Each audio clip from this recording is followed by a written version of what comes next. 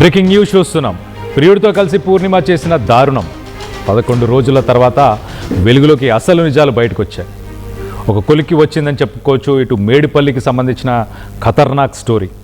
ప్రియుడితో కలిసి భర్త ప్రాణాలు తీసింది ఒక భార్య శిరోమణి పూర్ణిమ తన పేరు. పూర్ణిమ చేసింది ముమ్మాటికి తప్పేనంటున్నారు బంధువులు కూడా. ఇటు మహేష్ పరిచయం అయ్యాక భర్త చేదయ్యాడు. భర్తను వదిలించుకునేందుకు ఇటు ప్రియుడితో కలిసి ఒక ప్లాన్ పన్ని అనుకున్న ప్లాన్ ప్రకారం తన భర్తను వదిలించుకుంది. కానీ కాలం వేటాడింది. కాల నాగై పోలీసులకు పట్టించింది. ఇటు పూర్ణిమతో పాటు ప్రియుడు మహేష్ కూడా అరెస్ట్ అయ్యారు.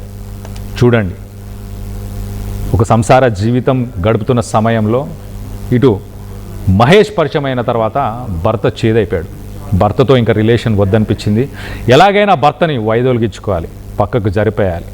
ఒక ప్రాపర్ ఫ్యామిలీ మ్యాన్ అవసరం లేదు, నాకు ఒక బాయ్ ఫ్రెండ్ కావాలని చెప్పేసి పూర్ణిమ ఒక డెసిషన్ తీసుకుంది. తన బాయ్ ఫ్రెండ్తో షేర్ చేసుకుంది. సో ప్లాన్ ప్రకారం అంతా బాగానే జరిగింది. భర్త వైదొలిగాడు, అంతా ఓకే. కానీ కట్ చేస్తే ఆ విషయం రెండు బయటపడ్డాయి. ఆ బంధువులు కూడా తను చేసింది ముమ్మాటికి తప్పే అని చెప్పేసి బంధువులు కూడా చెప్పుకొచ్చారు. సో మొత్తం మీద ఈ మేడిపల్లికి సంబంధించిన మిస్టరీ వీడింది అనుకోవచ్చు. దీనికి సంబంధించిన మరిన్ని అప్డేట్స్, మరిన్ని డీటెయిల్స్ కూడా తీసుకునే ప్రయత్నం చేద్దాం. మా ప్రతినిధి పవన్ ఉన్నారు, పవన్తో మాట్లాడి తెలుసుకునే ప్రయత్నం చేద్దాం. పవన్, చెప్పండి, అసలు 11 రోజుల తర్వాత ఈ విషయాలన్నీ బయటికి ఎలా వచ్చాయి? ఎక్కడ ఇటు పూర్ణిమ ఇటు మహేష్ వీళ్ళిద్దరు చేసిన పొరపాట్ల వల్ల ఏ పొరపాట్లు చేసి దొరికిపోయారు? కళ్యాణ్, మేడ్చల్ జిల్లా మేడిపల్లి పోలీస్ స్టేషన్ పరిధిలో దారుణం జరిగింది. ఓ మహిళ ప్రియుడితో కలిసి కట్టుకున్న భర్తనే హతమార్చింది. పోలీసులు తెలిపిన వివరాల ప్రకారం అశోక్, పూర్ణిమ భార్యాభర్తలు వీరిద్దరు ఈస్ట్ బృందావన్ కాలనీలో ప్లే స్కూల్ అయితే నిర్వహిస్తా ఉన్నారు. ఈ నెల 11న అశోక్ అనుమానాస్పద స్థితిలో మృతి చెందడం జరిగింది.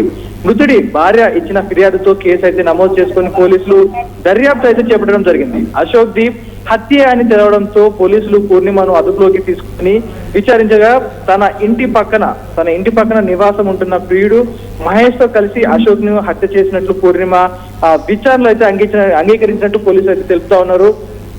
ఈ రోజు రేపులో కట్టుకున్న భర్తని, పిల్లల్ని తల్లిదండ్రులు కాదనుకొని అక్రమ సంబంధాలకి దారితీస్తా ఉన్నాయి. వీరందరూ కూడా పెట్టుకున్న నిన్నగాక మొన్న వచ్చిన ఒక కొత్త వ్యక్తి పరిచయం, 4 మంచి మాటలు చెప్పగానే, 4 కొంత షాపింగ్ చేయించగానే నా భర్త ఇక పనికిరాడు, నాకంట భర్త కన్నా ఇతనే బాగా చూసుకుంటారు అన్న నేపథ్యంలో ఒక డైనమాలో, ఒక కొత్త వారి భ్రమలో బతుకుతూ ఇంకా ఎప్పటికీ ఈ ఆటంకాలు ఎప్పటికైనా ఈ భర్త నాకు అడ్డొస్తున్నాడు, ఇక మన ఇద్దరిని కలవనీయుడు అనే నేపథ్యంలో ఇద్దరు ఒక ఆలోచించుకొని ఏకంగా ఒక వ్యక్తి ప్రాణాలు తీయడానికి, వారిద్దరి మధ్య ఉన్న ఒక శారీరక సంబంధానికి, వారిద్దరి మధ్య ఉన్న సంబంధానికి అడ్డుగా వస్తున్న నేపథ్యంలో అతన్ని హతమార్చారు. వీరిద్దరు కలిసి కూడా ఒకవేళ ఇద్దరికి కావాలనుకుంటే మ్యూచువల్ గా డివర్స్ తీసుకొని వద్దనుకొని విడిపోయి తన దాన్ని బతకని వాళ్ళు, ఎందుకంటే తనకు ఒక ఫ్యామిలీ, తన తల్లిదండ్రులు అందరూ కూడా ఉంటారు.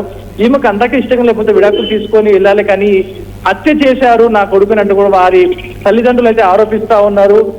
ఈ ఘటన స్థానికంగా ఉన్న మేడిపల్లిలో స్థానికంగా ఉన్న అందరినీ కూడా కలవరపరుస్తా ఉంది. పోలీసులకి ముందుగా ఆ మిస్సింగ్ కేసు ఛేదిస్తా ఉన్నారు. ముందుగా అతను ఎక్కడికి వెళ్ళాడు, ఏ ఏరియాలకు వెళ్ళాడు అనే దానిపై పూర్తిగా దర్యాప్తు చేయబడడంతో సీసీ కెమెరా ఆధారపరంగా ఆ ఇంట్లోకి వెళ్ళిన వ్యక్తి, ఆ ఏరియాకి వచ్చిన వ్యక్తి తిరిగి మళ్ళీ బయటికి వెళ్ళలేదు, ఎక్కడికి కూడా వెళ్ళలేదు. తన ఫోన్ సిగ్నల్స్ కూడా అదే ఏరియాలో వస్తా ఉన్నాయి. సో ఇంటి పక్కనే, ఇంటి సరౌండింగ్స్ లోనే ఉన్న వ్యక్తి ఉన్న పలంగా ఎలా మాయమైపోతాడు, ఎక్కడికి వెళ్ళిపోతాడు అన్న నేపథ్యంలో దాన్ని కేసుని కాస్త పురోగతి పెంచి అనుమానాస్పదంగా చుట్టుపక్కల ఉన్న వారితో పాటు మెయిన్ గా టార్గెట్ ఇంటి గుట్టుని ఈశ్వరుడు కూడా పట్టుకోలేని నేపథ్యంలో ఇంట్లో ఉన్న వారిపై పోలీసులు ముందుగా అనుమానం పెట్టుకొని వారిని ఒక్కొక్కరుగా విచారిస్తుండగా ఫైనల్ గా భార్యపై మెయిన్ గా ఎస్పెషల్ గా ఈ రోజు నేపథ్యంలో ఇలాంటి కేసులు జరుగుతున్న నేపథ్యంలో ముందుగా మెయిన్ టార్గెట్ భార్యగా పెట్టుకొని తనని తమదైన స్టైల్లో విచారించగా అప్పుడు తన అసలు నిజాన్ని బయట పెట్టింది. మహేష్ అనే వ్యక్తితో నాకు పరిచయం ఏర్పడింది. మా ఇద్దరి సంబంధానికి తను అడ్డు రావడంతో భర్తని అడ్డు తొలగించుకున్నాం, అందుకే ఇదంతా కూడా చేసామంటూ కూడా భార్య పోలీసుల ముందు ఒప్పుకోవడం జరిగింది. కేవలం వీరి ఇద్దరి అక్రమ సంబంధానికి దారి వస్తున్నాడని కట్టుకున్న భర్తనే కాటికి పంపించింది ఈ భార్య. ఇలాంటి కేసులు మరెన్నో రోజుకి చూస్తా ఉన్నాం, అయినా కూడా వీరిలో మార్పు రావట్లేదు. పోలీసులు మాత్రం ఈ నికపై ఏం జరిగినా కూడా, ఎలాంటి దుర్ఘటన జరిగినా మెయిన్ గా ఇంట్లో వాళ్ళ మీద అనుమానం పడేలా చేస్తా ఉన్నారు. వీరందరూ కూడా ఒక వాళ్ళు ఇన్నోసెంట్ అయినా కూడా వీళ్ళు చేసే దారుణాల వల్ల ప్రతి ఒక్కరికి మచ్చ పడతా వస్తా ఉంది. సో పోలీసులు అయితే కేసు పురోగతి పెంచడం వల్ల కేసు తొందరగానే సాల్వ్ అయిపోయిందంటూ కూడా పోలీసులు చెప్తా ఉన్నారు. భార్యని అతనికి ఆ మహేష్ ని ఇద్దరిని కూడా రిమాండ్ కి అయితే పంపించడం జరిగింది. కళ్యాణ్. రైట్ పవన్, వీళ్ళకి ఎవరైనా పిల్లలు ఎవరైనా ఉన్నారా ఇటు పూర్ణిమ అలాగే అశోక్కి? ప్రస్తుతానికి ఉన్న సమాచారం ప్రకారం వారి ఫ్యామిలీ డీటెయిల్స్ మాత్రం కంప్లీట్ గా బయట పెట్టినట్టు తెలుస్తుంది పోలీసులు. ఎందుకంటే పిల్లలు విషయం కానీ తల్లిదండ్రుల విషయం కానీ కొంచెం ఆ చార్జ్ షీట్ లో మెన్షన్ చేయలేదు. వారి డీటెయిల్స్ అన్ని కూడా కొంచెం గోప్యంగా ఉంచడం జరిగింది. మెల్లగా ఇన్వెస్టిగేషన్ చేసుకుంటూ వస్తున్న నేపథ్యంలో ఈ విషయాల వరకు అయితే పోలీసులు కొంత మేరకు ఇన్ఫర్మేషన్ మాటకే బయట పెట్టినట్టుగా తెలుస్తుంది. Kalyan. Right Pavan, thanks for the latest update. మొత్తానికి మేడిపల్లి మిస్టరీ ఛేదించినట్టు అవుతుంది.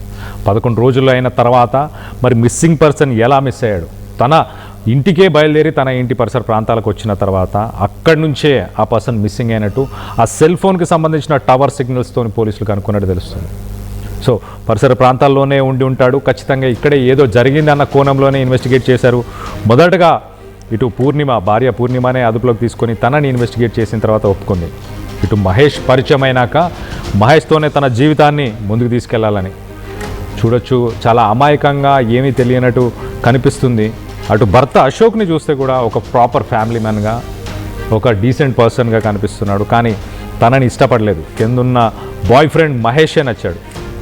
ఆ ఇంటికి పరిసర ప్రాంతాల్లోనే ఈ మహేష్ అనే అబ్బాయి కూడా ఉన్నట్టు తెలుస్తుంది. మొత్తానికైతే వీళ్ళిద్దరికీ ఒక రిలేషన్షిప్ డెవలప్ అయింది. దాని తర్వాత కొంతకాలం గడిచిన తర్వాత తన భర్త అడ్డుగా ఉన్నాడు అని చెప్పేసి ఆ భర్తని ఎట్టి పరిస్థితిలో పక్కకు వైదొలిగిచ్చాలి.